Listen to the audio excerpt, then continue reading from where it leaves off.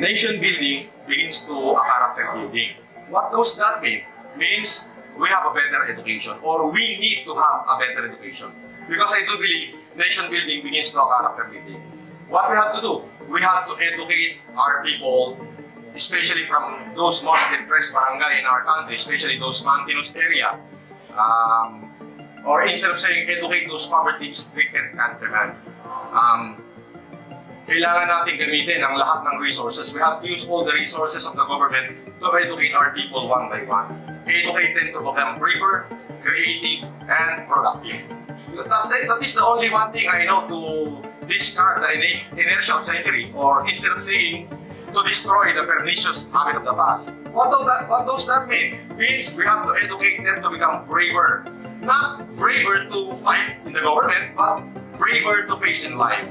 Educate them to cultivate those piece of land. Because I do believe if people more consuming than they produce, we are at hell. But if people more producing than they consume, we are at peace. So we need a better education.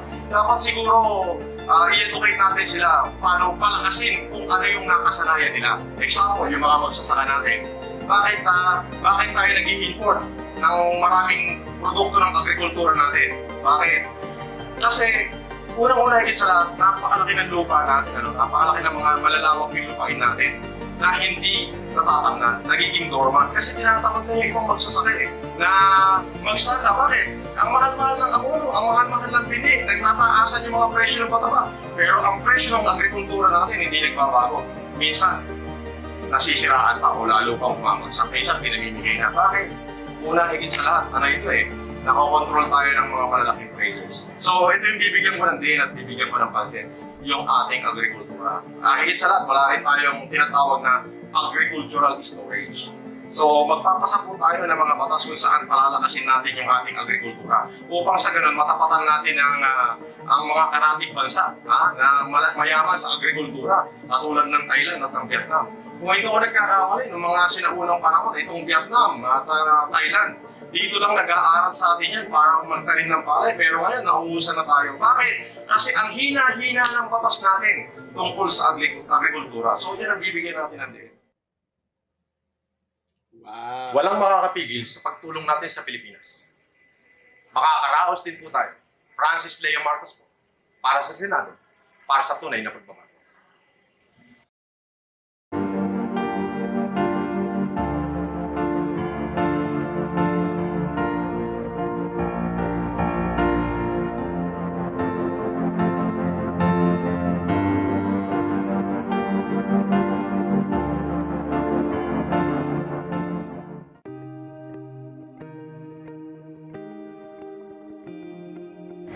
Regarding naman sa education, siguro, alam nyo, kung hindi ako nagkakamali, that was before.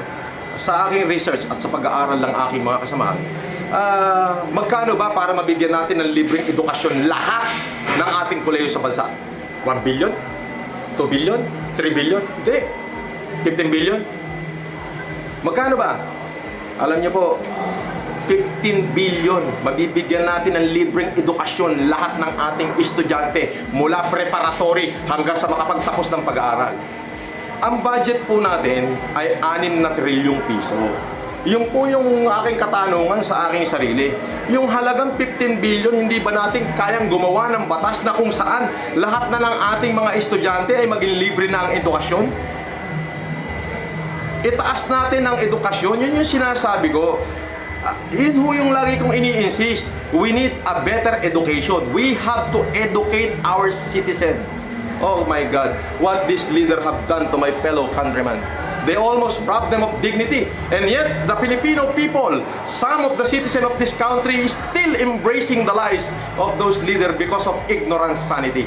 So, we have to educate them. We have to educate them one by one. Educate them one by one. We have a lot of resources.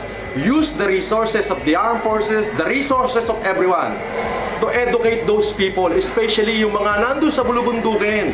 Educate them how to live, how to become creative, how to cultivate those piece of land na kinatatayuan nila. We need to become productive. If we can produce more than we consume, the country is at peace. So we need a better education. So pa-enhance po natin, magpapasa po tayo ng batas.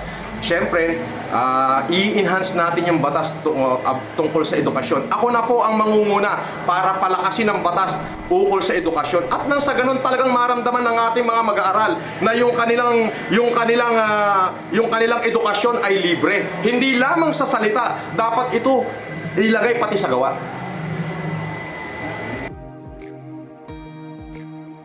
Walang makakapigil sa pagtulong natin sa Pilipinas. Makakaraos din po tayo. Francis Leo Marcos po. Para sa Senado. Para sa tunay na pagpapalagay.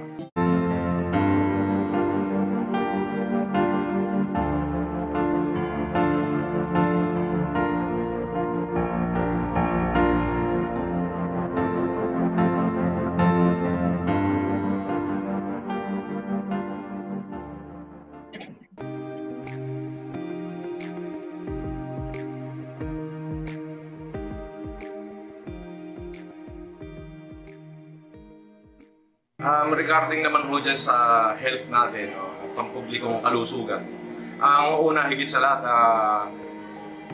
marami tayong dapat baguhin. Una, dapat maitaas ang moral ng ating mga nurses, ng ating mga public doctors, public nurse, dapat maitaas po ang moral nila. Napakarami nating napakagagaling na mga doktor at napakarami nating napakagagaling na nurses. They produced a better nurse and a better medicine doctor dito sa ating bansa.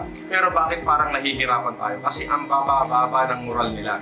Unang-una, napakarami ng mga nurses na walang trabaho. Pagkos kung magkatrabaho man dito sa atin, napakababa ng sweldo.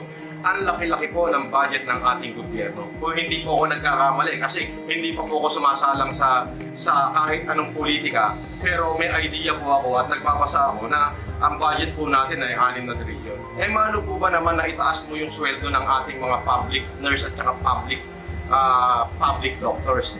Kung ang minimum nila ngayon, kung halimbawa sila ay sumasahod ng 50, bakit hindi mo sila bigyan ng 150,000? Para sa ganun matutukan nila yung kanilang trabaho at hindi na sila mag-isip na umalis ng bansa. Kung itataas mo yung moral nila, itataas mo yung sweldo nila, hindi lamang yung sweldo nila itinaas mo yung standard ng pamumuhay nila, pati yung kanilang moralidad.